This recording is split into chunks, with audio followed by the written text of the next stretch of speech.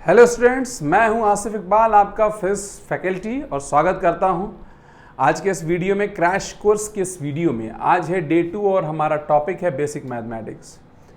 देखिए, नीट की प्रिपरेशन करने वाले बच्चे के लिए सबसे ज्वलंत टॉपिक होता है बेसिक मैथमेटिक्स। उन्हें दिक्कत होती है कि भाई मैथमेटिक्स एक बहुत बड़ा हुआ बना लेते हैं कि गणित नहीं आती है, मैथमेटिक्स नहीं आती है, कैसे करेंगे।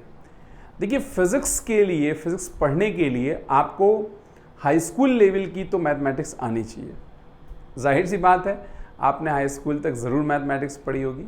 उसके बाद 11th-12th का कुछ पोर्शन है जो आपको यहाँ पर इस्तेमाल करना पड़ता है, जिसमें कैलकुलस आता है मुख्यतः, और ग्राफ वाला कुछ पोर्शन आता है। हालांकि ग्राफ आजकल हाई स्कूल में भी मिल जा रहा है, लेकिन ग्राफ का पोर्शन कुछ समझ लीजिए आता है, और कैलकुलस आता है जो कि 11th और 12th का हिस्सा होता है। तो वो मैथमेटिक्स थोड़ी परेशान करती है। बाकी जो मैथमेटिक्स है वो तो पूरे फिजिक्स में लगेगी। जोड़ना, घटाना, एलजेब्रा, ऐसी बहुत सी विधाएं हैं मैथ्स की जो लगती है। तो यहाँ पर आज की टॉपिक में, आज जो हम लोग बेसिक मैथमेटिक्स है उसमें हम लोग क्या क्या चीज़ करने वाले हैं। आज हम लोग मुख्यतः दो चीज़ों पे फोकस करेंगे, एक ट्रिग्नोमेट्री के ऊपर और दूसरा हम लोग फोकस करेंगे कैलकुलस के ऊपर, यानी इंटीग्रेशन और डिफरेंशिएशन के ऊपर। ठीक है, इन दो चीज़ों पे मैं फोकस करूंगा, और पूरे फिजिक्स का, पूरा फिजिक्स जितना भी है उसका एक जगह मैथमेटिक्स आपको मैं ला करके सामने रखूंगा। ठीक है, तो तैयार हो जाइए, कॉपी और पेन लेकर के बैठ जाइए, आइसोलेटेड प्लेस पे बैठ जाइए, बिल्कुल मेरे साथ साथ पढ़ते चलिएगा। ठीक है, आई होप आप बिल्कुल साथ साथ पढ़ेंगे। यहाँ हमको सबसे पहले समझना है ट्रिग्नोमेट्रिक फंक्शन को, वैल्यू इन डिफरेंट कोऑर्डिनेट। जो ट्रिग्नोमेट्रिक फंक्शन होती है उसकी डिफरेंट कोऑर्डिनेट में क्या वैल्यू होती है, डिफरेंट एंगल्स के लिए क्या वैल्यू होती है, और उसके बाद हम पढ़ेंगे डिफरेंशिएशन क्या होता है, इंटीग्रेशन क्या होता है, डिफरेंशिएट कैसे करते हैं, इंटीग्रेट कैसे करते हैं, डिफरेंशिएशन का डिफरेंट चैप्टर में क्या रोल है, क्या यूज है, उसके बारे में बात करेंगे। इंटीग्रेशन का डिफरेंट चैप्टर में रोल के बारे में बात करेंगे, और हम ये कैसे जानेंगे कि कहाँ पर हमें डिफरेंशिएट करना है और कहाँ पर हमें इंटीग्रेट करना है भाई और बहनों। तो यहां पर एक बहुत बड़ी जो चीजें हैं, 10 पॉइंट है, ये आपके सामने हैं। इन 10 पॉइंट्स पे आपको चर्चा करना है, 10 पॉइंट्स पे ही बातें होनी, राइट। तो आप सभी के पास में आई होप मॉड्यूल होगा, मॉड्यूल की पीडीएफ होगी। यदि आपके पास मॉड्यूल की पीडीएफ नहीं है तो आप व्हाट्सएप नंबर पे मैसेज करके पीडीएफ प्राप्त कर सकते हैं, राइट। आइए हम लोग मॉड्यूल को देखते हैं, मॉड्यूल ओपन करते हैं, वहीं से चीज़ें पढ़ेंगे। देखिए, सबसे पहली चीज़ क्या है आपको मुझे बतानी है, जो वो है ट्रिग्नोमेट्री की। देखिए, जितनी ज़रूरत की चीज़ें हैं हम लोग उतना ही पढ़ेंगे, फालतू की चीज़ें नहीं पढ़ेंगे। अगर आप ट्रिग्नोमेट्री देखेंगे तो पूरी मैथ्स की एक विधा ही है, वो आपको पूरा, अगर आप पीसीएम ग्रुप के हों तो मैथ्स में बहुत ढेर सारा पढ़ना होता है। ट्रिग्नोमेट्री में एक पूरी बुक ही आती है, लेकिन यहाँ पर हम लोगों को जितनी ज़रूरत है उतना समझना है। सबसे पहले हमें ट्रिग्नोमेट्रिक रेशियो समझना, बहुत बेसिक चीज़ है। Sine theta, cos theta, tan theta, ये सारे ट्रिग्नोमेट्रिक रेशियो लगते किस में हैं, एक राइट एंगल ट्रायंगल में, राइट एंगल ट्रायंगल में। अब यहाँ जो दिक्कत आती है बच्चों को, दिक्कत यह आती है कि कई बच्चों को यही नहीं समझ में आता है कि बेस क्या है, कौन हाइपोटेन्यूस हो गया, कौन परपेंडिकुलर हो गया, क्या हो गया, है ना। देखिए, आपको समझना, एक एंगल 90 डिग्री होगा। अब यहां जो हम थीटा ले रहे हैं, इसमें से थीटा ये भी हो सकता है, थीटा ये भी हो सकता है। कंफर्म है कि राइट एंगल के अलावा ये जो बन गया ये हाइपोटेन्यूस है। अब एंगल ये भी हो सकता है और एंगल ये भी हो सकता है। आप जिधर भी एंगल लोगे वो जिस पर बना होगा वही बेस हो जाएगा। यानी अगर ये थीटा है तो ये बेस है, अगर ये थीटा है तो ये बेस है, राइट। ये थीटा जिस आर्म पे बना हो इन दोनों आर्म में से, उसी आर्म को हम बेस कहेंगे।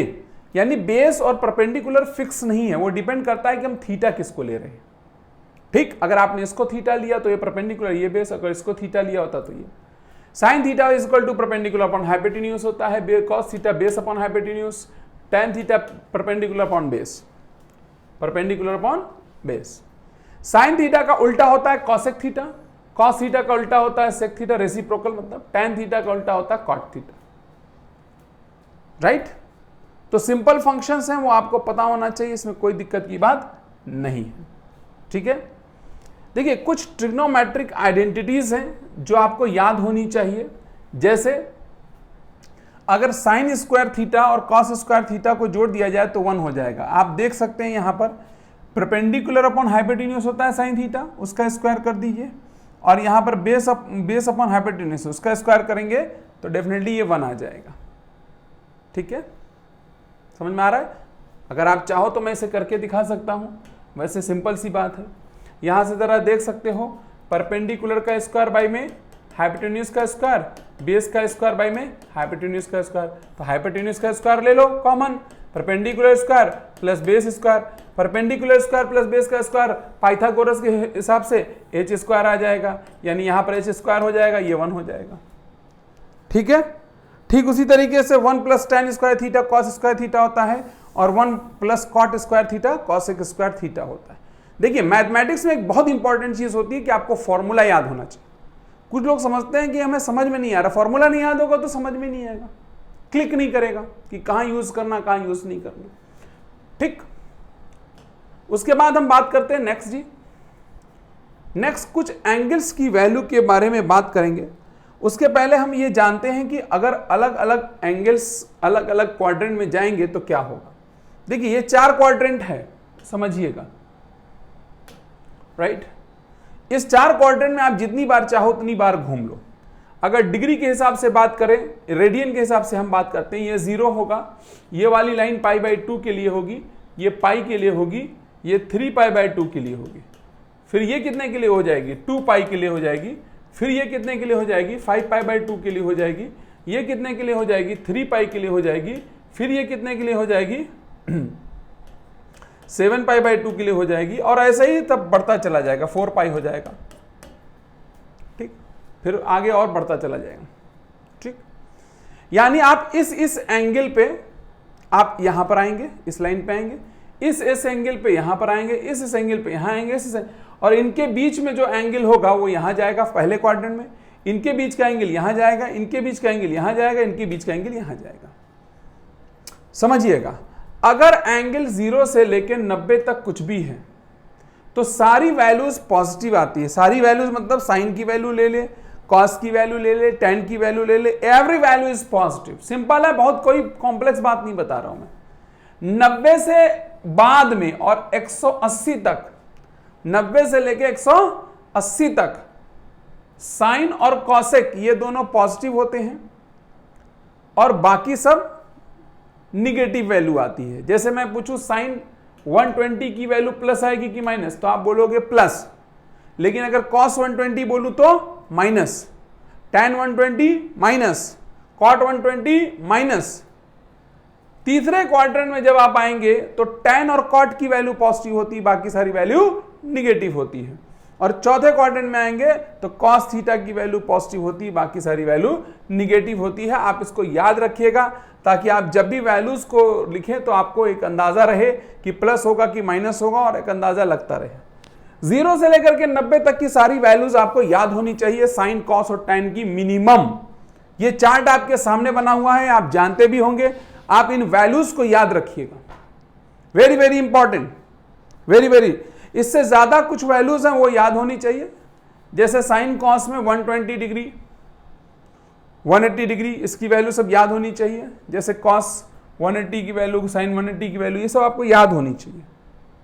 क्लियर, सिंपल है। अब यहां पर देखिए क्या है कि अगर आपको साइन से ज्यादा की वैल्यू निकालनी है, साइन इन 90 से ज्यादा निकालना है, यानी π/2 से ज्यादा निकालना है, तो साइन π/2 निकालने से के लिए आप यहां पर जो जनरल एंगल्स का रेशियो है वो यूज कर सकते हैं। समझिएगा मेरी बात, आप चाहें तो आप ये रेशियोज यूज कर सकते हैं। जैसे sine pi minus theta plus sine theta होता है। क्लियर, मैं आपको सिंपल सी बता दे रहा हूं, एक ट्रिक बता दे रहा हूं जिससे ये चीज आपको याद रहेगी। अगर आपको जीवन काल में कभी भी π/2 यानी 90 डिग्री प्लस माइनस थीटा करना पड़ा, या 270 डिग्री प्लस माइनस थीटा करना पड़ा, तो ये कन्वर्टेबल होंगे। अभी मैं आपको समझा देता हूं, आप कैसे समझ जाओगे। साइन कॉस में बदल जाएगा और कॉस जो है वो साइन में बदल जाएगा। जैसे मैं आपको समझाना चाह रहा हूं, जैसे मान लीजिए आपको साइन 90 प्लस थीटा के बारे में पूछा जाए कि इसे क्या लिखा जा सकता है इस रेशियो को, तो साइन 90 प्लस थीटा कन्वर्टेबल में आएगा, कॉस में बदल जाएगा। साइन 90 प्लस थीटा यानी 90 से ज्यादा है, साइन 90 से ज्यादा, इसका मतलब यहां पर आया तो साइन 90 से ज्यादा की वैल्यू प्लस होती है तो प्लस ही रहेगा और कॉस थीटा। अगर मैं आपसे कहूं कॉस 90 प्लस थीटा तो क्या बन जाएगा, सोचिए, कॉस 90 प्लस थीटा भी तो यहां आएगा और यहां पर वो माइनस में हो जाएगा और कॉस बदल करके किस में बदल जाएगा, साइन थीटा में। इसका बेनिफिट क्या है समझ लीजिए। इसका बेनिफिट यह है, जैसे आप साइन 120 डिग्री का वैल्यू लिखना चाहते हो, किसका, साइन 120, तो साइन 120 क्या हो जाएगा, साइन 90 डिग्री प्लस में 30 डिग्री। अब 90 की जगह तो 90 है और 30 की जगह थीटा है, तो ये क्या हो जाएगा, plus cos theta. Cos theta की वैल्यू कॉस 30 मतलब प्लस कॉस 30 डिग्री। कॉस 30 का वैल्यू कितना होता है, √3/2। यानी 90 तक जो वैल्यू आपको याद है उसी से आप काम चला सकते हैं अगर आप इस प्रकार से कन्वर्जन कर लेते हैं। कोई भी वैल्यू ऑफ एंगल दे रखी हो उसको आप कन्वर्ट करके इस रूप में आप वैल्यू चाहे तो निकाल सकते हो।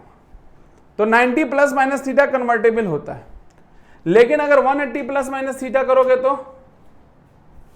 180 प्लस माइनस थीटा या फिर 360 डिग्री प्लस माइनस थीटा, ये दोनों को दोनों नॉट कन्वर्टेबल है, नॉन कन्वर्टेबल, यानी वो बदलते नहीं हैं।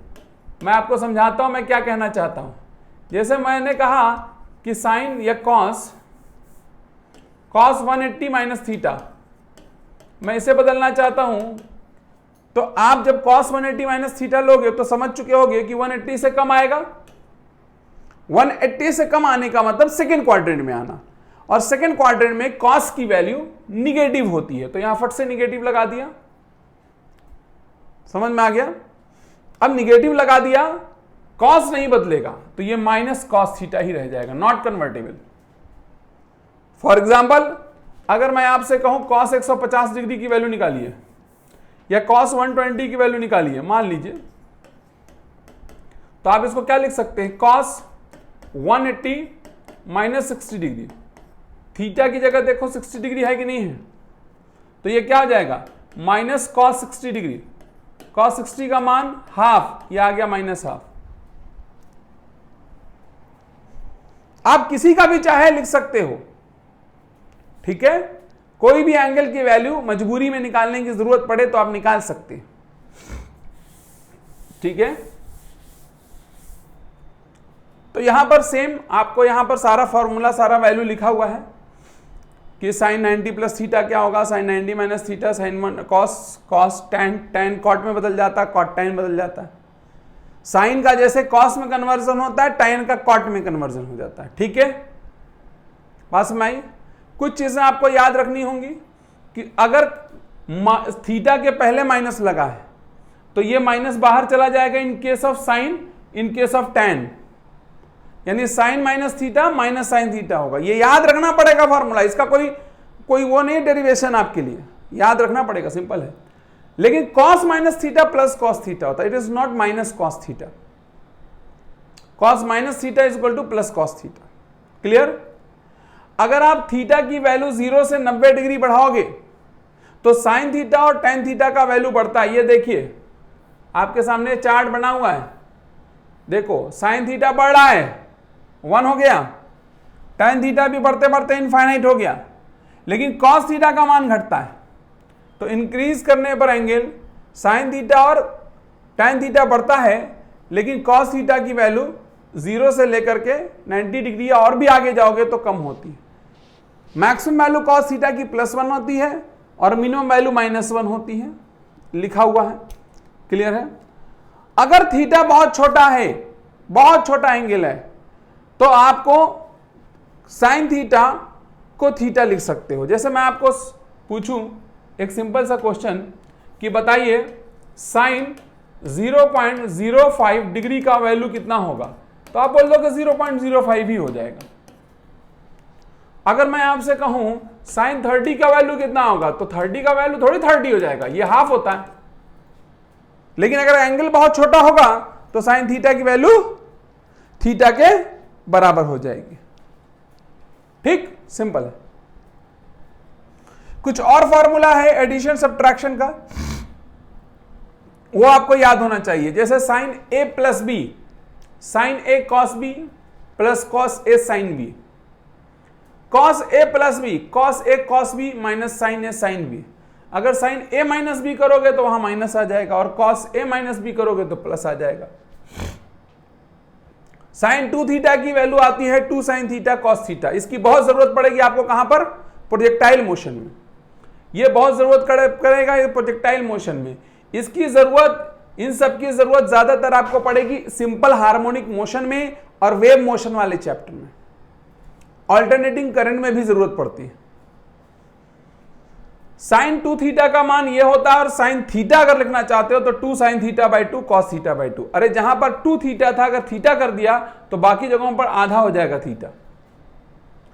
कॉस 2 थीटा का मान आता है 2 कॉस स्क्वायर थीटा माइनस 1 या 1 minus sine square theta cos square theta minus sine. इसकी जरूरत तो आपको अक्सर पड़ेगी कॉस 2 थीटा और कॉस थीटा के मान की। काइनेमैटिक्स में खूब जरूरत पड़ेगी, पूरे मैकेनिक्स में लगभग जरूरत है इसकी। ठीक है, तो आप इस फॉर्मूले को जरूर याद रखिए, इसका एप्लीकेशन इसकी जरूरत पड़ने वाली है। मैं आपको अभी बताऊंगा भी अलग अलग चैप्टर्स में कहां कहां कैसे कैसे क्या क्या जरूरत पड़ने वाली है। ठीक, तो सिंपल सी बात है, मैंने आपको ट्रिग्नोमेट्रिक फंक्शंस में सारी बातें बताई कि आप कैसे ट्रिग्नोमेट्रिक फंक्शन क्या चीज है, आप कैसे अलग अलग क्वाड्रेंट में क्या वैल्यू होती है, और डिफरेंट डिफरेंट एंगल की वैल्यू आप कैसे फाइंड आउट करते हो। ठीक है, देखिए यहां पर जो मामला है ना, यहां पर जो मामला है ना, अब इसकी जरूरत आपको अलग अलग जगहों पर मैंने कहा पड़ती रहेगी, हर जगह पड़ती रहेगी। ठीक है, समझ में आ रहा है। तो आपको ये जो ट्रिग्नोमेट्री है ये आपको मैकेनिक्स में ठीक ठाक जरूरत पड़ेगी। जैसे एनएलएम में आपको जरूरत पड़ने वाली है, साइन थीटा कॉस थीटा की बहुत जरूरत है, आप उसको ब्रेक करते हैं, वेक्टर्स को ब्रेक करते हैं, वहां जरूरत पड़ने वाली है आपको साइन थीटा की वैल्यूज की। कुछ वैल्यूज आपको याद होनी चाहिए, राइट। और ये जो इक्वेशंस है इनकी जरूरत भी आपको पड़ेगी, ज्यादातर एसएचएम में जरूरत पड़ने वाली है, और कहां पड़ने वाली है, वेव मोशन में पड़ने वाली है, और एसी वाले चैप्टर में पड़ने वाली है। ठीक, मैं इन पे आधारित अभी क्वेश्चंस कराऊंगा तो और आपको क्लियर होगा। समझ में आ रहा है, ये कुछ खास नहीं है, एप्लीकेशन बेस्ड है सारी चीजें। आगे बढ़ते हैं, अब मैं बात करता हूं कैलकुलस की। ठीक है, कैलकुलस में सबसे पहले हमको यह जानना है कि डिफरेंशिएशन क्या है, इंटीग्रेशन क्या है, और फिर हमारी जिंदगी में इसको हम करते कैसे हैं, डिफरेंशिएट और इंटीग्रेट। देखो सिंपल सी बात है, डिफरेंशिएशन और इंटीग्रेशन जो है वो क्या चीज है। मैं अगर आपको सिंपल सी बात समझाऊं, देखो मैं ये मान के पढ़ा रहा हूं आपको कि आपको मैथ बिल्कुल नहीं आती है। डिफरेंशिएशन का मतलब होता है तोड़ना, क्लियर, ब्रेक, टू ब्रेक, और इंटीग्रेशन का मतलब होता है जोड़ना। इंटीग्रेशन का मतलब होता है जोड़ना। इसका क्या मतलब हुआ, इंटीग्रेशन रेसिप्रोकल प्रोसेस है डिफरेंशिएशन की। अब किसे तोड़ोगे और किसे जोड़ोगे, और क्यों तोड़ोगे क्यों जोड़ोगे, यह भी तो एक सवाल है। क्यों तोड़ोगे क्यों जोड़ोगे, होगा क्या कि हमारे सामने, अब अगर गणित की भाषा में बात करें तो कोई फंक्शन दिया होगा। फंक्शन क्या चीज है, अगर आपको देसी बात समझनी है तो ये एक एक्सप्रेशन है। क्या है ये, एक एक्सप्रेशन है in terms of some variables, in term of some variable. जैसे मान लीजिए कोई फंक्शन है, ये उसका एक्सप्रेशन है एक्स स्क्वायर प्लस 2, एक्स बदलेगा तो एफ की वैल्यू बदल जाएगी। यहां वेरिएबल कौन है, एक्स है। ठीक बात है, किसी फंक्शन में एक वेरिएबल हो सकते हैं, किसी में 2 हो सकते हैं, 3 भी हो सकते हैं, डिपेंडिंग अपॉन फंक्शन। यहां मैं सिंगल वेरिएबल की बात करूंगा, 99% जो क्वेश्चन आपको आने वाला है उसमें सिंगल वेरिएबल होगा, दो वेरिएबल नहीं होगा, 99%। इसलिए 1% छोड़ रहा हूं कि कहीं कहीं आप जब इलेक्ट्रोस्टैटिक्स वगैरह पढ़ते हैं तो दो वेरिएबल्स आ जाते हैं, तो don't worry about that, right. तो आज हम लोग जो बात करेंगे वो सिंगल वेरिएबल पे ही, ये फंक्शन हो गया, ये फंक्शन है, ठीक। अब फिजिक्स के केस में क्या होगा, अब यहां फंक्शन थोड़ी होगा, यहां तो कोई क्वांटिटी होगी, जैसे डिस्प्लेसमेंट होगा, वेलोसिटी हो सकती है, फोर्स हो सकता है, मोमेंटम हो सकता है, और बताओ पोटेंशियल डिफरेंस हो सकता है या पोटेंशियल हो सकता है, इलेक्ट्रिक फील्ड हो सकती है, ऐसे तमाम कोई क्वांटिटी हो सकती है आपको फिजिक्स के अंदर मिलेंगी। और इस क्वांटिटी का वेरिएशन अगर हो रहा है यानी बदल रहा है तो उसका आपको यहां पर एक रिलेशन लिखा होगा, एक एक्सप्रेशन लिखा होगा। अब मान लीजिए दूरी बदल रही है समय के साथ, किसके साथ, समय के साथ, और लिखा हुआ है t² + 2t + 3। तो यहां पर ये जो है दूरी को एक्सप्रेस करने के लिए हमने इस फंक्शन का प्रयोग किया हुआ है, राइट। इसमें तीन टर्म शामिल हैं, एक t² टर्म है, एक 2t टर्म है और 3 टर्म है। 3 टर्म को मिलाकर के ये कंप्लीट फंक्शन बना है। समझ में आ रहा है आपके? अगर आप यहां पर एक पर्टिकुलर t की वैल्यू पुट कर दो तो आप x की वैल्यू निकाल लोगे। यानी एक बात श्योर है कि अगर हमें किसी भी क्वांटिटी का फंक्शन पता हो तो हम उसकी इंस्टेंटेनियस वैल्यू, यानी ये कह लीजिए उस पर्टिकुलर वेरिएबल पे उस क्वांटिटी की वैल्यू क्या है ये निकाल सकते हैं। जैसे मान लीजिए मैंने 2 सेकेंड, 4 सेकेंड, 6 सेकेंड पे x क्या होगा हम निकाल सकते हैं। एक पर्टिकुलर वेरिएबल पे उस क्वांटिटी की वैल्यू को फाइंड कर सकते हैं उस फंक्शन के जरिए। यह हमारा ब्रेन में फिट होना चाहिए कि फंक्शन हमको क्या बता रहा है एक्चुअली। अगर हमारे सामने कोई फंक्शन लिखा हुआ है तो वो फंक्शन हमको एक सर्टेन वेरिएबल पे क्वांटिटी की वैल्यू दे देगा। मान लीजिए कहीं पर वेलोसिटी लिखी है, x की भाषा में लिखी है x² + 2x + 5, यानी वेलोसिटी दूरी के साथ बदल रही है, दूरी के साथ उसका रिलेशन दे रखा है। आप कहेंगे टाइम के साथ क्यों नहीं दिया? नहीं दिया है भाई, बात खत्म, दूरी के साथ दिया, इसमें क्या बात है। तो आप एक पर्टिकुलर x पे वेलोसिटी क्या है वो निकाल सकते हो। ठीक इसी तरीके से फोर्स का दे सकता है, फोर्स का मान लीजिए टाइम के साथ दिया है 5t² + 2t + 9, कुछ ऐसे दे दिया। तो ऐसे ही आपको तमाम फिजिकल क्वांटिटी का एक्सप्रेशन दिया जाएगा इन कुछ टर्म्स में, जिसमें कुछ वेरिएबल होगा और उस वेरिएबल की वैल्यू से आप उस क्वांटिटी की वैल्यू निकाल लोगे। अब सवाल यह आता है कि डिफरेंशिएट कब करना है और इंटीग्रेट कब करना है, यह हमको पता होना चाहिए। ठीक, देखो जब तोड़ना होगा तो डिफरेंशिएट और जोड़ना होगा तो इंटीग्रेट, सिंपल। आप कहेंगे सब क्या बात कर रहे हैं, तोड़ना हमको कैसे पता चलेगा कि तोड़, हाँ ये बात है, फंक्शन देख के नहीं जान पाओगे।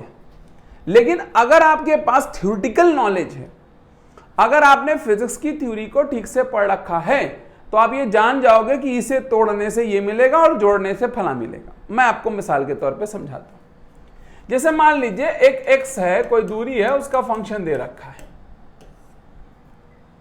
ठीक, अगर मैं x को तोड़ दूं, यानी डिफरेंशिएशन ऑफ x, तोड़ना मतलब डिफरेंशिएशन, किसके रिस्पेक्ट में? टाइम के रिस्पेक्ट में। Differentiation of x with respect to time अगर मैं कर दूं, right, differentiation of x with respect to क्या कर दूं? टाइम कर दूं, राइट। तो अगर मैं दूरी को समय के हिसाब से बांट दूं, यानी कोई दूरी अगर मैं पर सेकंड में बांट दूं तो पर सेकंड में चली गई दूरी को हम क्या कहते हैं? वेलोसिटी कहते हैं। अच्छी बात है,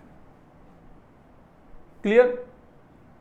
अच्छा, दूसरी बात, अगर हम वेलोसिटी को टाइम के साथ मल्टीप्लाई कर दें, वेलोसिटी इंटू टाइम, और एक छोटा सा टाइम लिया हमने, एक छोटा सा टाइम लिया dt, उसको वेलोसिटी से मल्टीप्लाई किया, फिर अगला टाइम लिया, फिर अगला dt, अगला dt, अगला dt, सबको जोड़ दिया तो हमको दूरी मिल जाएगी। तो जब जोड़ना हो इंटीग्रेशन, जब तोड़ना हो डिफरेंशिएशन। पहले हम यह सीखते हैं कि भाई हम डिफरेंशिएशन कैसे करते हैं, और फिर हम डिफरेंशिएशन और इंटीग्रेशन का यूज कहां पर है वो करना सीखेंगे। क्योंकि हम लोगों को सबसे पहले डिफरेंशिएशन और इंटीग्रेशन मैंने मोटी मोटी बात आपको समझा दी है। अब मैं आपको यह सिखाने जाऊंगा कि डिफरेंशिएशन कैसे करते हैं और इंटीग्रेशन कैसे करते हैं। आओ जी, देखो आपको यह बात पता चल गई कि मुझे डिफरेंशिएट करना है या मुझे इंटीग्रेट करना है। आपको यह बात मान लीजिए पता चल गई, ठीक। अब सवाल उठता है कि आप डिफरेंशिएट करोगे कैसे, डिफरेंशिएट या इंटीग्रेट करोगे कैसे। तो डिफरेंशिएट या इंटीग्रेट करने के लिए आपको भाइयों और बहनों फॉर्मूला पता होना चाहिए। एक तो आपको दो चीजें आनी चाहिए, दो चीजें बहुत क्लियर आनी चाहिए। अगर आप डिफरेंशिएट या इंटीग्रेट करना चाहते हो तो आपको दो चीजें आनी चाहिए। सबसे पहले फंक्शन पहचानो, फंक्शन पहचानो, फंक्शन पहचानना है, पहचानना है। सबसे पहला काम क्या करना है जी, फंक्शन पहचानना है। दूसरा काम क्या है, फार्मूला याद होना चाहिए, फार्मूला याद होना चाहिए। अगर इन दोनों में से आपको कोई चीज नहीं आती है तो आप गए काम से, आप डिफरेंशिएशन नहीं कर पाओगे, आप इंटीग्रेशन नहीं कर पाओगे। तीसरा, कंडीशन ऑफ क्वेश्चन पता होनी चाहिए, कंडीशन इन क्वेश्चन। ये तीन चीजें आपके सामने जब होंगी तो आप सही तरीके से डिफरेंशिएट या इंटीग्रेट कर पाओगे। डिफरेंशिएट करना है, किसे करना है, कैसे करना है, इंटीग्रेट करना है, कब तक करना, कहां तक करना है। तो ये एक तीन बड़ी बातें हैं। फंक्शन पहचानिए, फार्मूला याद होना चाहिए और कंडीशन क्वेश्चन में आपको जो दी हुई है उसके अकॉर्डिंगली डिफरेंशिएट इंटीग्रेट करना है। सबसे पहले मैं आपको सिखा रहा हूं फंक्शन पहचान के डिफरेंशिएट करना, कि आप कैसे देखेंगे फंक्शन, आप समझ जाएंगे कि भैया हमको यह डिफरेंशिएशन करना है। ठीक, समझ में आ रहा है। चलो देखिए, अब यहां पर कई चीजें लिखी हुई है, वो मैं लास्ट में आपको सिखाऊंगा ताकि क्वेश्चंस भी कराता चलूं साथ साथ में। देखिए, देखो एक बात और याद रखिएगा, ये जो क्लास है ना, ये जस्ट एक रिवीजन क्लास है, आप लोग पहले सब पढ़े होंगे। यहां पर मेरा मकसद है आपका क्वेश्चन एप्लीकेशन ब्रेन ओपन करना, कि आप कैसे दिमाग आपका चले। देखो सबसे पहली चीज ये है कि आप फंक्शन को पहचानिए। अगर फंक्शन ये है और हमको डिफरेंशिएट करना है उसी वेरिएबल के रिस्पेक्ट में, ध्यान दीजिएगा, जो वेरिएबल हमारे फंक्शन का है उसी फंक्शन के वेरिएबल के रिस्पेक्ट में करना है हमको। किसी और, ऐसा नहीं है कि फंक्शन है x की पावर n, n का मतलब x की पावर 3, और आप डिफरेंशिएट कर रहे हो y के रिस्पेक्ट में। ये नहीं कर रहे हैं हम लोग। अभी पढ़ रहे हैं सिंपल डिफरेंशिएशन। सिंपल डिफरेंशिएशन का मतलब फंक्शन में जो वेरिएबल है उसी के रिस्पेक्ट में डिफरेंशिएट करने की नौबत आ रही है। अगर किसी और के रिस्पेक्ट में नौबत आएगी तो कहानी बदल जाएगी भाई और बहनों। ठीक बात है। चलिए मामले को बढ़ाते हैं आगे फटाफट।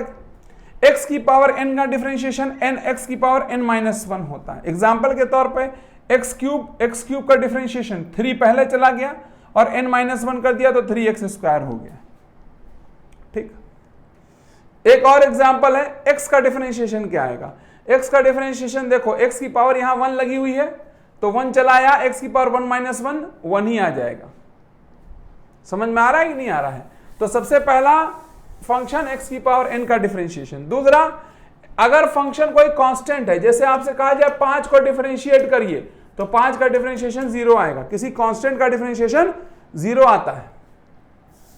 ठीक, लेकिन अगर कांस्टेंट के साथ में x की पावर n लगा हुआ है, यानी 5 अकेले लिखा था तो कोई बात नहीं, लेकिन अगर 5x स्क्वायर का डिफरेंशिएशन कहा जाए तो उस केस में 5 को चुपचाप रखेंगे और x स्क्वायर का अपने रूल के मुताबिक डिफरेंशिएशन कर देंगे, nx की पावर n माइनस 1। राइट, आगे बढ़ते हैं। अगर फंक्शन में sin x है, सिर्फ sin x है, राइट, तो उसका डिफरेंशिएशन cos x हो जाएगा।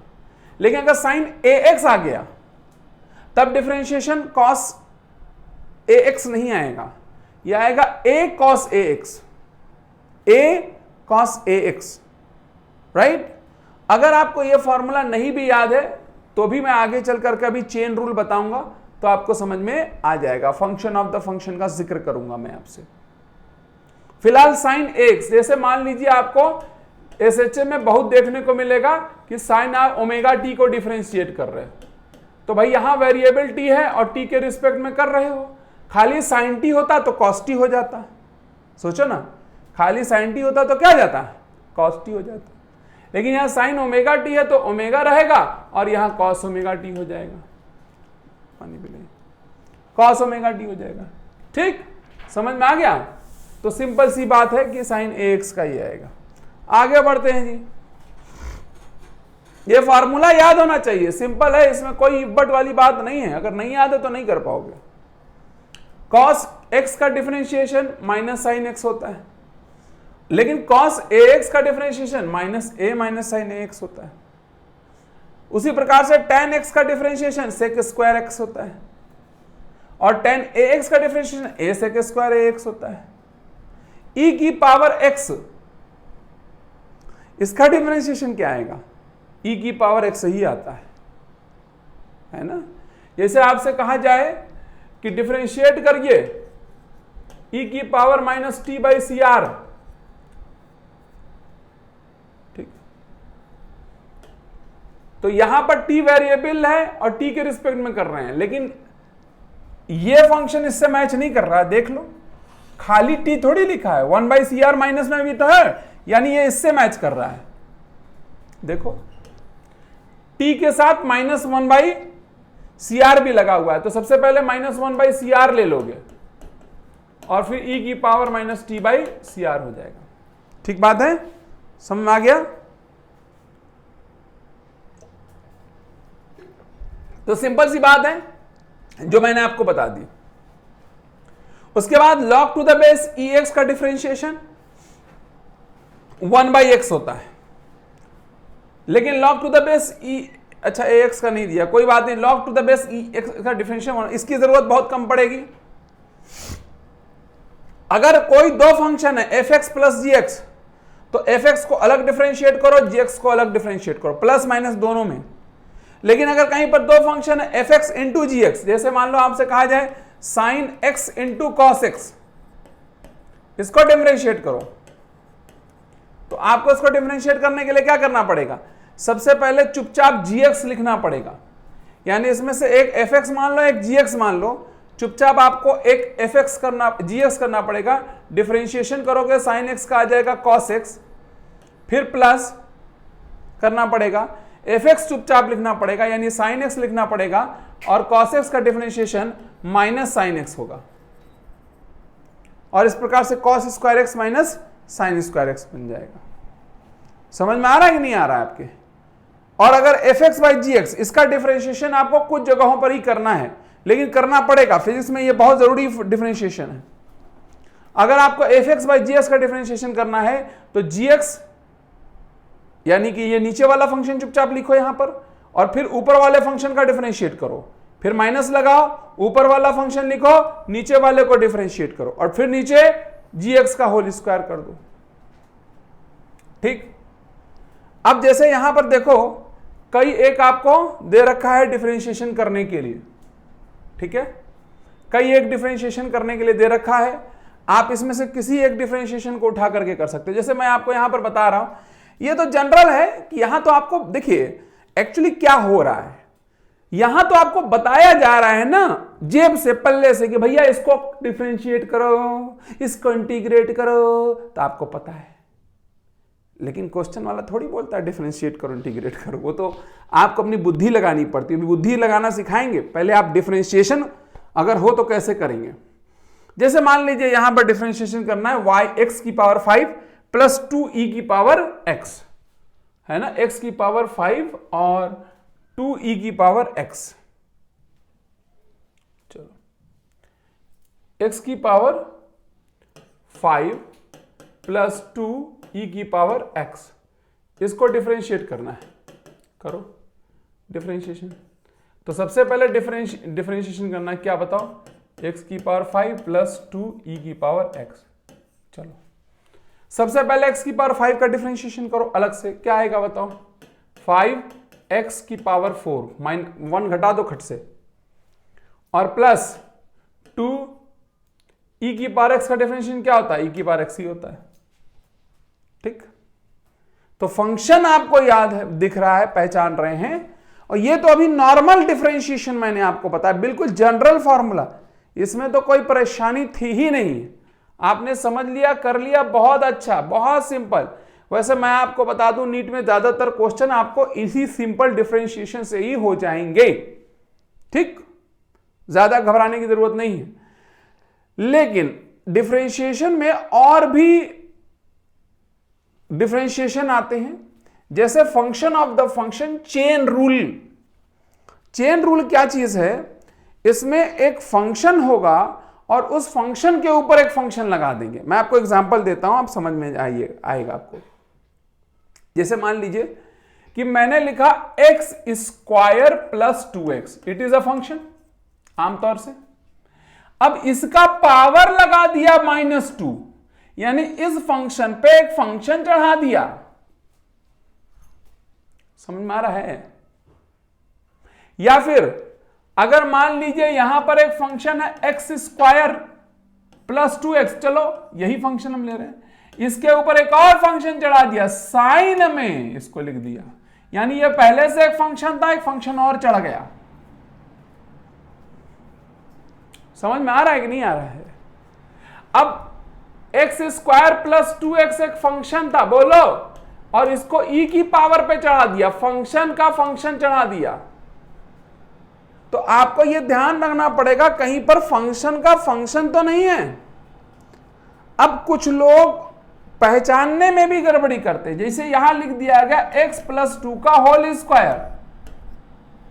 अब चाहो तो इसको फंक्शन ऑफ द फंक्शन से भी कर लो, या ये फंक्शन ऑफ द फंक्शन भी मान सकते हो, या इसको सिंपल ही कर सकते हो, x स्क्वायर प्लस में 4 और प्लस में 4x। तो अब ये फंक्शन का फंक्शन ऑफ द फंक्शन थोड़ी रहा।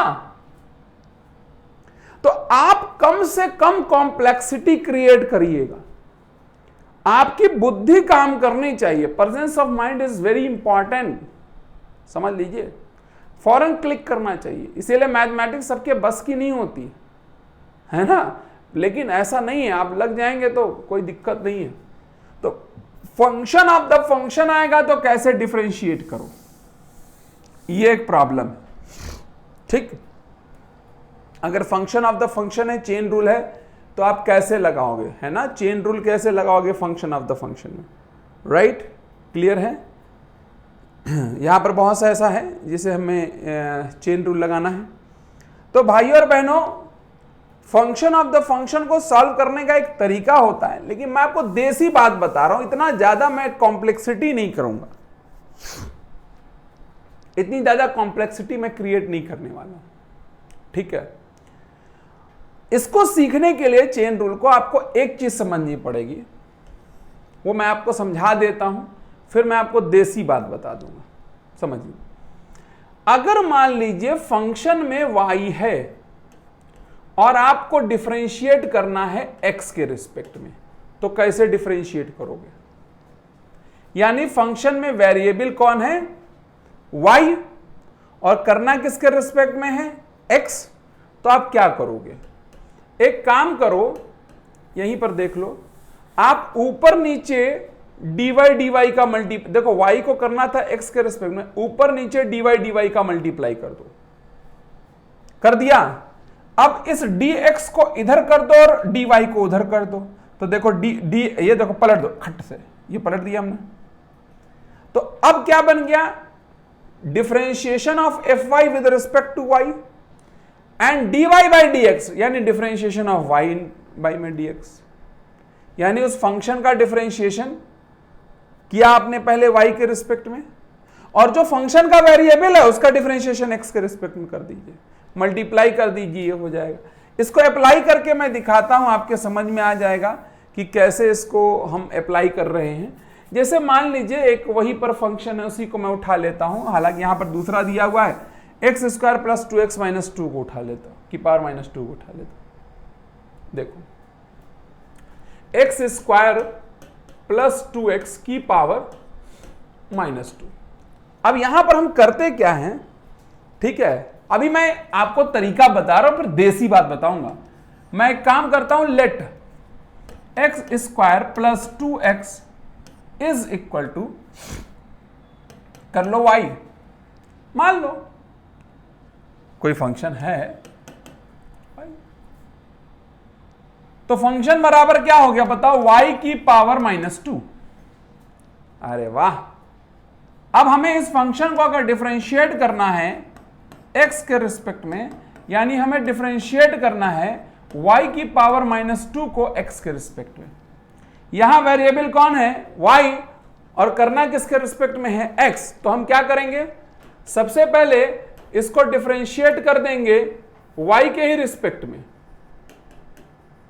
हाँ या ना, और फिर यहां मल्टीप्लाई करके लिख देंगे dy बाई dx। काम खत्म हमारा, समझ में आ रहा है। तो करो इसको डिफरेंशिएट, क्या आएगा, माइनस 2y और माइनस 1 जुड़ेगा तो माइनस 3 हो जाएगा, इनटू में dy बाई dx।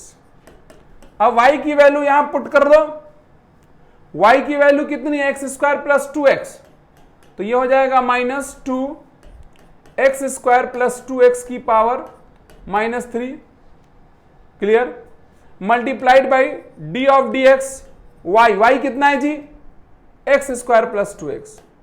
क्या हम इसे और आगे सॉल्व कर सकते हैं, अरे भाई यहां इसको सॉल्व किया जा सकता है, आइए सॉल्व कर देते हैं इसको।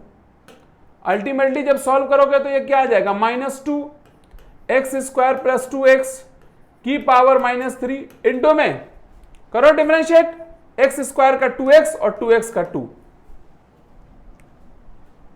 ठीक, समझ में आ गया। और मैं आपको एक तरीका सिखाता हूं, देखो तरीका क्या है समझ लो। आपको कोई भी फंक्शन दे दिया जाए, जैसे मान लो आपको दे दिया गया साइन एक्स स्क्वायर, मैं एग्जांपल सारे यहीं पर है इसलिए करा दे रहा हूं। तो अब एक फंक्शन है, बाई में फंक्शन चढ़ा हुआ है, तो सबसे पहले जानते हैं क्या करिए, इस फंक्शन को डिफरेंशिएट कर दिए चुपचाप अपने नियम के मुताबिक, एक्स स्क्वायर का डिफरेंशिएशन 2x, और फिर इस पूरे को डिफरेंशिएट कर दीजिए साइन कूड़ा, इसको कूड़ा कहिए, कूड़ा कूड़ा मतलब कुछ भी कह ले, y कह लीजिए, साइन y क्या आएगा, cos y। पहले आप y को डिफरेंशिएट करिए और फिर पूरे को डिफरेंशिएट करिए, साइन y cos y। ऐसे यहां देखो ओमेगा टी, खाली टी होता तो कोई दिक्कत नहीं थी, सबसे पहले ओमेगा टी को डिफरेंशिएट करो, तो ओमेगा टी को करोगे तो ओमेगा आ जाएगा, टी का 1 हो जाएगा ना, और cos ओमेगा टी का क्या आएगा, माइनस साइन ओमेगा टी, वो माइनस जुड़ जाएगा यहां पर। ठीक उसी तरीके से e की पावर एक्स स्क्वायर, तो पहले एक्स स्क्वायर का डिफरेंशिएशन किया 2x स्क्वायर, और e की पावर y का क्या आएगा, e की पावर y आएगा, ये लो आ गया। समझ में आ रहा है कि नहीं आ रहा है। तो चेन रूल में कुछ नहीं करना है, पर सबसे बड़ी बात यह है चेन रूल में कि चेन रूल पहचान में तो आए कि भैया यहां चेन रूल लगेगा। जैसे आपके सामने एक फंक्शन लिख दूं t प्लस 5 की पावर माइनस 1, t प्लस 5 की पावर माइनस 1, चेन रूल लगेगा, बिल्कुल लगेगा, ठीक, बिल्कुल चेन रूल लग जाएगा, फंक्शन में फंक्शन चढ़ा हुआ है। समझ में आ गया, जहां फंक्शन में फंक्शन चढ़ाएंगे वहां चेन रूल लगाएंगे, फंक्शन पे फंक्शन चढ़ाएंगे चेन रूल लगाएंगे। ये सब देखो एग्जाम्पल है, यहां पर आपके पास 1 2 3 4, इन 4 एग्जाम्पल के अलावा आपको और कोई एग्जाम्पल बनाएगा नहीं, आपके लेवल पे कोई एग्जाम्पल नहीं बनेगा, चिंता मत करिएगा, only these 4 examples are there, उससे ज्यादा कोई नहीं। ठीक, समझ में आ गया, इससे ज्यादा कोई एग्जाम्पल नहीं बनाएगा, ठीक, चाहे किसी भी जगह कुछ भी आ जाए, ठीक है, राइट। तो आई होप आप डिफरेंशिएशन कैसे किया जाता है ये आपको समझ में आ गया, ठीक, डिफरेंशिएशन एकदम क्लियर है, कोई प्रॉब्लम आपको नहीं होनी चाहिए, आई होप आपको यहां कोई दिक्कत नहीं होनी चाहिए। तो हम लोगों ने यहां पर क्या सीख लिया, हम लोगों ने यहां पर यह सीखा कि डिफरेंशिएशन कैसे किया जाता है, हाउ टू डिफरेंशिएट। अब हमको सीखना है इंटीग्रेशन कैसे किया जाता है। ठीक है, आओ इंटीग्रेशन के बारे में बात करते हैं। फिर वही बात है, जब आप इंटीग्रेशन करने जाते हो भाई और बहनों, तो यहां पर भी आपको फंक्शन के अकॉर्डिंग फॉर्मूला याद होना चाहिए। फंक्शन के अकॉर्डिंग फॉर्मूला याद होना चाहिए। जैसा फंक्शन वैसा इंटीग्रेशन। आपको बेसिक बेसिक जो फंक्शन बताया है मैंने, उसके अलावा कुछ जानने की जरूरत नहीं है। जैसे x की पावर n का इंटीग्रेशन, ये फॉर्मूला है। अभी इंटीग्रेट कैसे किया जाता है वो भी बताता हूं मैं। ये फॉर्मूला आपको इंटीग्रेशन का, आपको जनरल फॉर्मूला है, सिंपल इंटीग्रेशन का जनरल फॉर्मूला, ये जनरल फॉर्मूला है।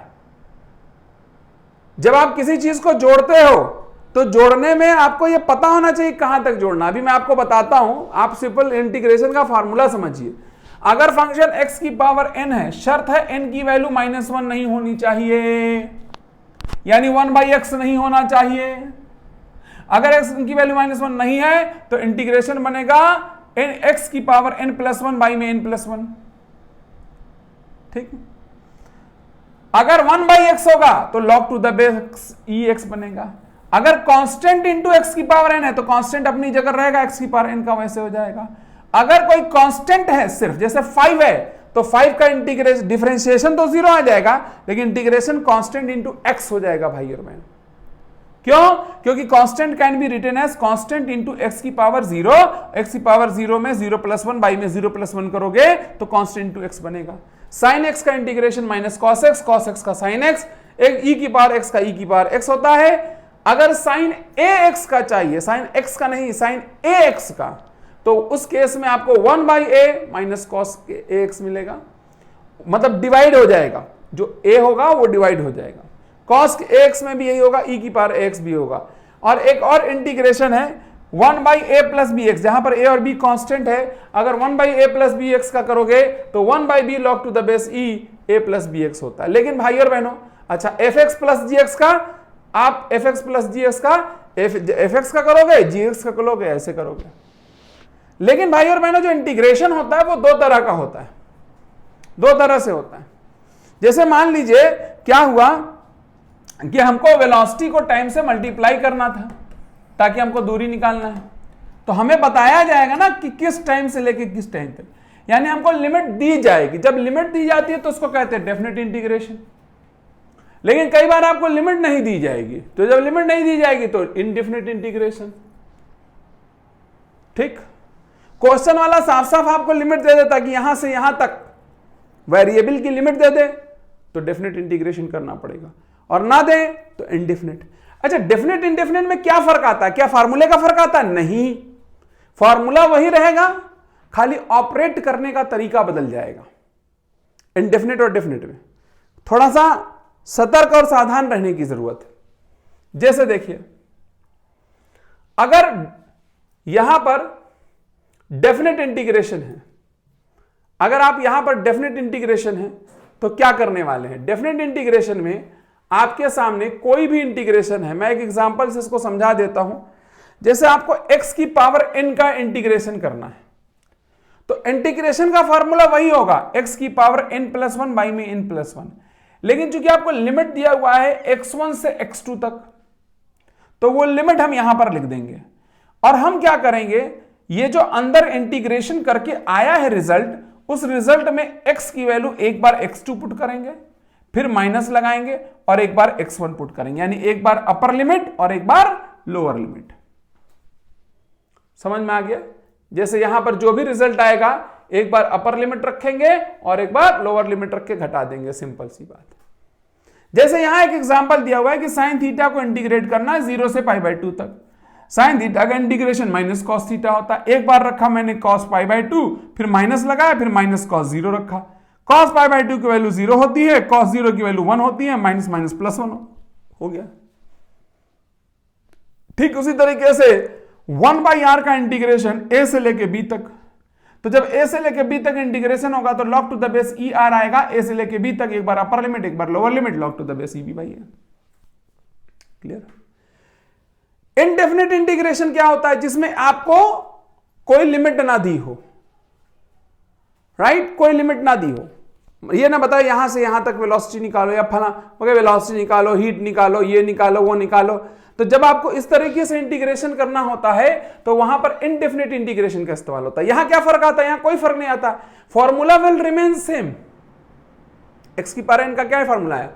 एक्स की power n plus one by में एन प्लस वन, लेकिन बस यहां पर एक कांस्टेंट हम ऐड कर देते।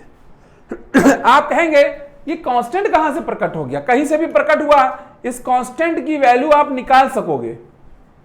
क्वेश्चन में इस कांस्टेंट का इंतजाम किया रहता है। जब भी आप इनडेफिनिट इंटीग्रेशन करोगे इस कांस्टेंट का इंतजाम किया रहेगा। मैं अभी दिखाऊंगा आपको कि कहां कहां इंतजाम किया है, कहां कहां नहीं किया है। ठीक, जैसे यहां पर आपके सामने कॉस स्क्वायर ओमेगा टी को इंटीग्रेट करना था, तो कॉस स्क्वायर ओमेगा टी का इंटीग्रेशन तो आपको आता नहीं है। आपने कॉस स्क्वायर ओमेगा टी को बदल दिया 1 plus cos 2 omega T by में 2। अरे कैसे? कॉस 2 थीटा बराबर में क्या होता है बताओ? 2 कॉस स्क्वायर थीटा माइनस में 1, तो 2 cos square theta is equal to क्या हो जाएगा? 1 प्लस कॉस 2 थीटा। और अगर कॉस स्क्वायर थीटा निकालोगे तो ये बाई में 2 हो जाएगा। वही बात लिखी हुई है, cos square omega T 1 plus cos 2 omega T by में 2। अब इसमें से जो 2 था वो बाहर ले लिया हमने, मतलब हाफ बाहर ले लिया, और 1 प्लस कॉस 2 ओमेगा टी को इंटीग्रेट करना शुरू कर दिया। तो 1 का इंटीग्रेशन t हो जाएगा, क्योंकि कांस्टेंट का इंटीग्रेशन कांस्टेंट इनटू x होता है। और cos 2 ओमेगा टी में 1/2 ओमेगा हो जाएगा, और cos 2 ओमेगा टी का माइनस 2 ओमेगा टी आ जाएगा, प्लस में एक कांस्टेंट का एडिशन हो जाएगा, और यहां से ये वैल्यू बनके तैयार हो जाएगी। ये सी ऐसे ही चुपचाप पड़ा रहेगा। अगर कभी क्वेश्चन में फुल्ली सॉल्व करना होगा तो सी की कुछ ना कुछ वैल्यू दिया होगा। तो इंटीग्रेशन कैसे किया जाता है या डिफरेंशिएशन कैसे किया जाता है, इसके लिए हमको फॉर्मूला पता होना चाहिए, फंक्शन देख करके अंदाजा लगना चाहिए भाई और बहन, राइट? तो हम लोगों ने यह बात तो सीख ली कि हम इंटीग्रेट कैसे करते हैं, हम डिफरेंशिएट कैसे करते हैं। अब अलग अलग चैप्टर्स में इसके जिक्र के बारे में मैं आपसे बातचीत करने जा रहा हूं भाइयों और बहनों, राइट?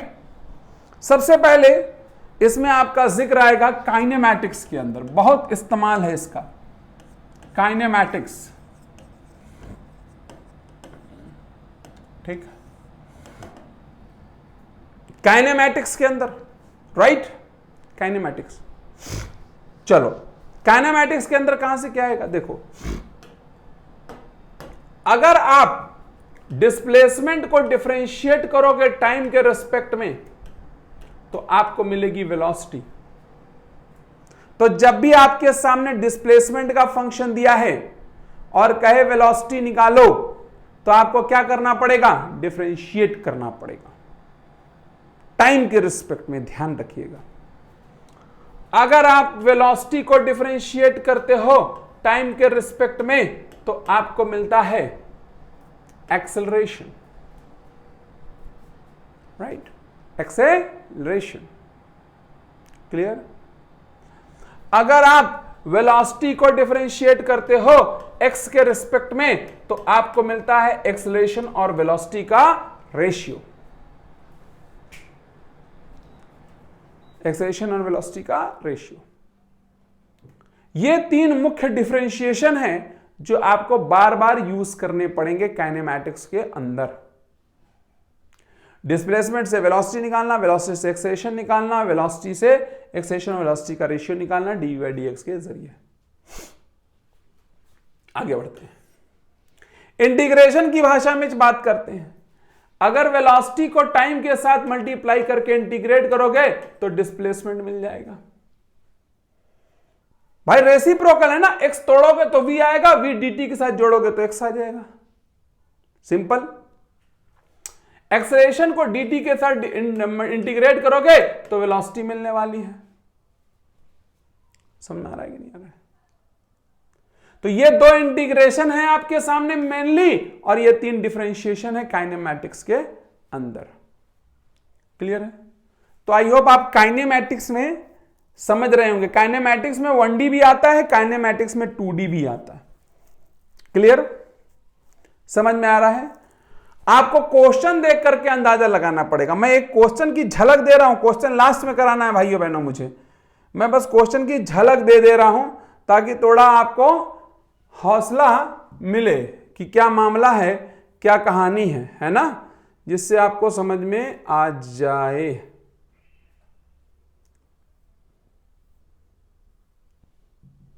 जैसे आपको एक दिखा दे रहा हूं,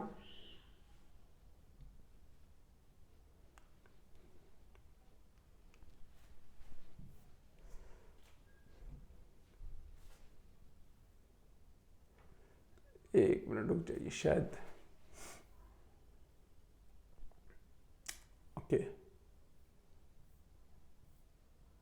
ओके चलिए कोई नहीं, मैं भी आपको ऐसे ही एक क्वेश्चन दे रहा हूं जिससे कि आप समझ जाएंगे कि कैसे इस तरीके से क्वेश्चन करना है। There is no question paper, चलिए कोई दिक्कत नहीं है, क्वेश्चन लास्ट में ही कराना है एक्चुअली मुझे।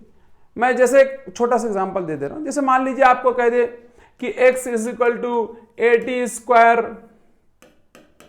प्लस BT प्लस में C, बताइए इसका एक्सेलरेशन क्या होगा। तो एक बार डिफरेंशिएट करोगे वेलोसिटी मिल जाएगी 2AT प्लस में B 0, ये तो 0 हो जाएगा ना। एक्सेलरेशन निकालना है कैसे, डिफरेंशिएट करो 2A, ठीक, सिंपल है, कोई कॉम्प्लेक्सिटी नहीं है भाई और बहनों, ठीक, कोई कॉम्प्लेक्सिटी नहीं है। मैं क्वेश्चन इकट्ठे कराऊंगा भाई और बहनों ताकि सब इंटरमिक्स हो जाए। मैं वेक्टर को भी डिफरेंशिएट करूंगा, वेक्टर का भी डिफरेंशिएशन इंटीग्रेशन आपको पढ़ाऊंगा। अभी तो मैं आपको सिर्फ थ्योरी के पार्ट इसके पढ़ा रहा हूं, चलो ठीक। तो समझ में आ गया काइनेमैटिक्स के अंदर क्या है। काइनेमैटिक्स के अंदर के बाद जो दूसरा चैप्टर है, मतलब वो NLM, Newton's laws of motion and friction, ये सब आपको पता होना चाहिए कि कहां कहां पर आपको डिफरेंशिएशन मिलने वाला, कहां कहां इंटीग्रेशन मिलने वाला, कैसे मिलने वाला। देखो, अगर आप फोर्स निकालना चाहते हो तो फोर्स का फोर्स आएगा dP/dt, ठीक। अगर आप मोमेंटम का डिफरेंशिएशन करोगे टाइम के रिस्पेक्ट में तो आपको फोर्स मिलने वाला है। और अगर आप फोर्स को इंटीग्रेट करोगे टाइम के रिस्पेक्ट में तो आपको मिलने वाला, टाइम के साथ, तो आपको मिलने वाला इंपल्स, आपको मिलने वाला है चेंज इन मोमेंटम। अगर आप फोर्स को टाइम के साथ इंटीग्रेट करोगे तो आपको इंपल्स मिलता है, आवेग। अगर कभी भी आपको फोर्स का फंक्शन दे और इंपल्स निकालने को कहे तो आप इंटीग्रेट करोगे, या चेंज इन मोमेंटम कहे तो भी इंटीग्रेट करोगे। क्लियर, समझ में आ गया होगा आपके, कोई दिक्कत की बात नहीं है। आगे बढ़ते हैं जी। तीसरा कौन है, नेक्स्ट चैप्टर कौन सा है आपका, हम एक और से बढ़ रहे हैं, वर्क, एनर्जी एंड पावर, या वर्क पावर एनर्जी, जो भी कहो, वर्क एनर्जी पावर या वर्क पावर एनर्जी, जो मर्जी हो। इसमें क्या होता है, इसमें सबसे पहले डिफरेंशिएशन अगर देखना चाहते हो तो वर्क को डिफरेंशिएट करो टाइम के साथ तो मिलता है पावर। क्या मिलता है, पावर मिलता है। समझ में आ रहा है। अगर आप पोटेंशियल एनर्जी को या एनर्जी को डिफरेंशिएट करते हो दूरी के रिस्पेक्ट में तो मिलता है फोर्स, और निगेटिव होना चाहिए, निगेटिव du/dr इज फोर्स, ठीक। तो ये सिंपल दो डिफरेंशिएशन आपको यहां पर देखने को मिलेंगे। इंटीग्रेशन क्या मिलेगा, सबसे बड़ा इंटीग्रेशन, फोर्स को डिस्प्लेसमेंट के साथ इंटीग्रेट करोगे तो वर्क आएगा। समझ में आ रहा है। पावर को टाइम के साथ इंटीग्रेट कर दोगे तो भी वर्क आ जाएगा। अगर आप FDR को इंटीग्रेट कर दोगे तो आपको चेंज इन एनर्जी या सिर्फ एनर्जी कह लीजिए मिल जाएगा। तो यहां पर आपको यह बात पता होना चाहिए, फलां को डिफरेंशिएट करने से फलां मिलेगा, फलां को डिफरेंशिएट करने से फलां मिलेगा।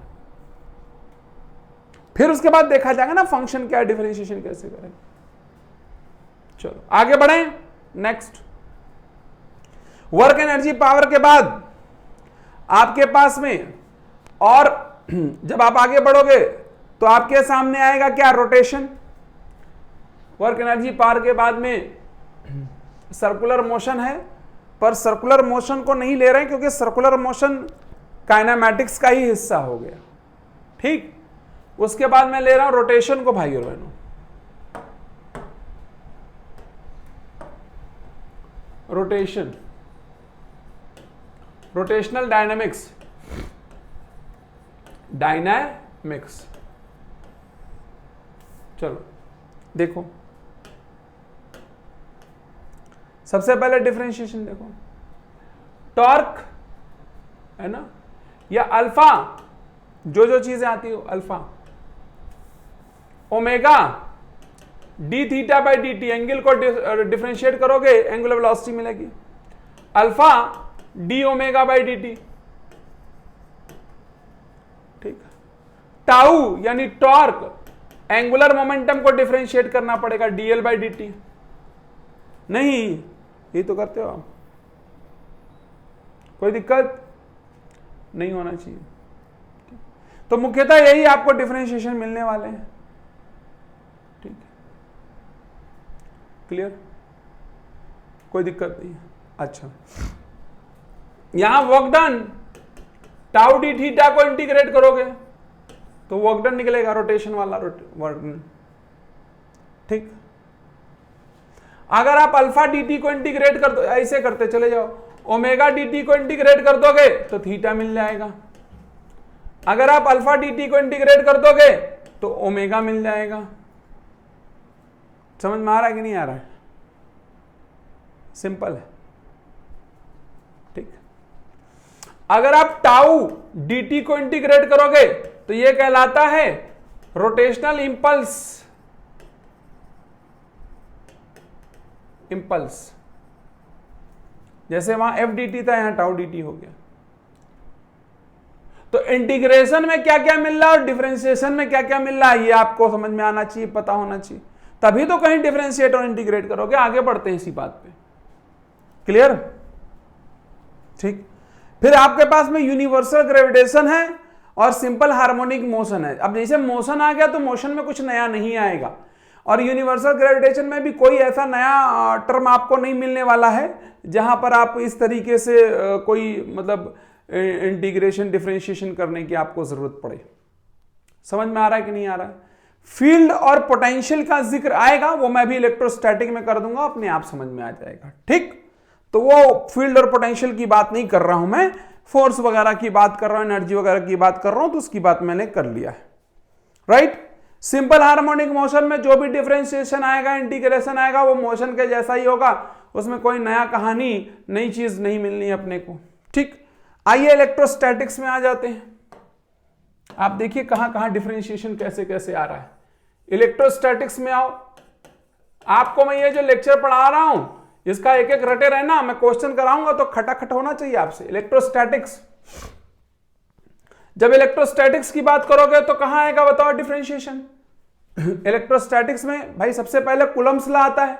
कूलम्ब्स लॉ में फोर्स है तो वहां कोई डिफरेंशिएशन का सवाल ही नहीं पैदा होता, वो वही फोर्स है जैसे वहां पर है।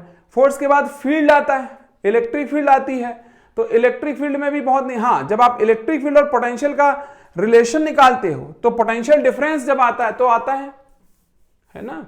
जैसे इलेक्ट्रिक फील्ड निकालना है तो इलेक्ट्रिक फील्ड क्या होती है बताओ? Differentiation minus d v by d are.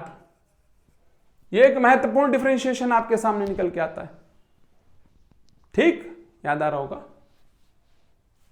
ठीक है, उसके बाद एक और इंटीग्रेशन क्या निकल के आता है? ईडीआर का इंटीग्रेशन क्या निकल के आता है? Negative line integration, potential difference निकल के चला आता है। याद आ रहा होगा। तो इलेक्ट्रिक फील्ड और पोटेंशियल से इलेक्ट्रिक फील्ड निकालना और इलेक्ट्रिक फील्ड से पोटेंशियल निकालना, यहीं पर आपको डिफरेंशिएशन और इंटीग्रेशन की जरूरत पड़ने वाली है। क्लियर, बात समझ में आ गई? एक और चीज है जिसमें आपको जरूरत पड़ती है, फ्लक्स वाला। याद करो फ्लक्स क्या होता है? ई डॉट डी ए का इंटीग्रेशन आता है। इलेक्ट्रिक फ्लक्स, इंटीग्रेशन की बात हो रही है भाई और बहनों, फ्लक्स, इलेक्ट्रिक फ्लक्स, अरे गॉस लॉ में आपको इलेक्ट्रिक फील्ड को इंटीग्रेट करना पड़ता है एरिया के साथ, तब जाकर के आपको फ्लक्स मिलता है।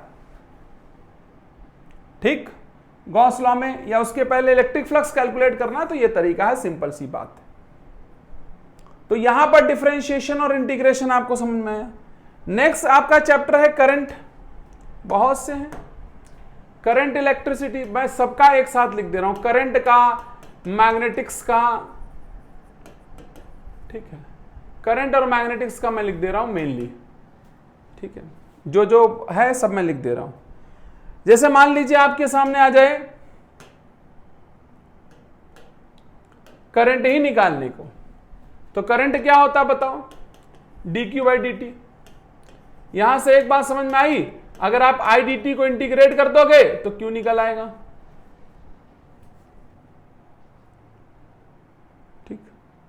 इसी प्रकार से हीट निकालना है by variable current, heat by variable current, तो क्या आता है, आई स्क्वायर आर डी टी को इंटीग्रेट करते हैं हम, हीट बाय वेरिएबल करंट। समझ आया, पावर वही होगा, पावर ओवर के बारे में नहीं बता रहे, पावर वगैरह तो फॉर्मूला वही लगेगा। मैग्नेटिक्स में भी बहुत से डिफरेंशिएशन, बहुत से इंटीग्रेशन। एक सबसे बड़ा फैराडे का लॉ, ईएमएफ क्या देता है बताओ, minus d phi by d t. ये मैग्नेटिक फ्लक्स है भाई और बहनों, टोटल मैग्नेटिक फ्लक्स। एक और ईएमएफ पढ़े थे, minus L D I by d T, याद करो, कॉइल में आपने पढ़ा था, इंटीग्रेट कर, डिफरेंशिएट करेंगे आप, फॉरन ईएमएफ आ जाएगा, इंड्यूस्ड ईएमएफ, राइट। तो ऐसे तमाम जगह पर डिफरेंशिएशन और इंटीग्रेशन आने वाले हैं भाई और बहनों। तो यहां पर हम लोगों ने यह जान लिया कि डिफरेंशिएट और इंटीग्रेट कैसे करते हैं भाई और बहनों, और साथ में हमको यह कैसे पहचानना है कि कहां पर डिफरेंशिएशन लगेगा और कहां पर इंटीग्रेशन। क्वेश्चन फंक्शन, अगर आपको इतना जो डिफरेंशिएशन इंटीग्रेशन मैंने अलग अलग चैप्टर्स का बता दिया वो याद है, तो क्वेश्चन लगाने में कोई समस्या नहीं होने वाली है। अगला पार्ट बेसिक मैथमेटिक्स का है, जिसमें मैं थोड़ा सा वेक्टर और ग्राफ के बारे में बता के फिर इसके एप्लीकेशन के ऊपर आपसे बात करने वाला हूं। तो अगले तक वेट करिए। इस लेक्चर का आपको शीट कल ही मिलेगा, मतलब बेसिक मैथमेटिक्स की एक शीट मिलने वाली है आपको। तब तक आप इंतजार करिएगा शीट का और अपनी पढ़ाई को जारी रखिए। God bless you all, thank you very much.